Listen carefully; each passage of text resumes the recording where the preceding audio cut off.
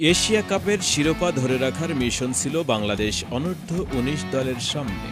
গত বছর এই দুবাইয়ে স্বাগতিক সংযুক্ত আরব আমিরাতকে হারিয়েছে বাংলাদেশ। তবে এবারের প্রতিপক্ষ ভারত ছিল শক্তিশালী। আজিজুল হাকিম, ইকবাল হোসেনরা ওই ভারতকে পাত্তাই দিল না। ৫৯ রানের বড় জয় হল, পরপর চ্যাম্পিয়ন হল যুবা টাইগাররা। রোববার দুবাই আন্তর্জাতিক ক্রিকেট স্টেডিয়ামে অনুষ্ঠিত ম্যাচে টস হেরে ব্যাট করতে নামে বাংলাদেশ অনূর্ধ্ব-১৯ দল। তবে সংগ্রহ বড় হয়নি দলের। ৫ বল থাকতে ১৯৮ রানে অল আউট হয় নাবিদ নেওয়াজের দল। বাংলাদেশ যুবা দলের হয়ে ওপেনার জাওয়াদ আবরার ২০ রান করেন। ৩-এ নামা অধিনায়ক আজিজুল হক তামিম ১৬ রান করে সাজঘরে ফেরেন।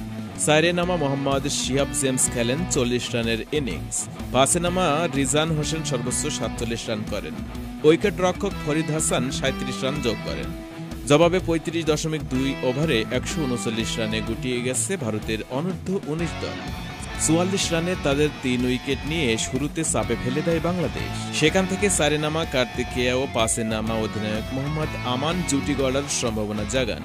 বাংলাদেশের ডানহাতি পেসার ইকবাল হোসাইন ইমন ১ ওভারে পরপর ২ উইকেট নিয়ে ওই জুটি ভেঙে দেন।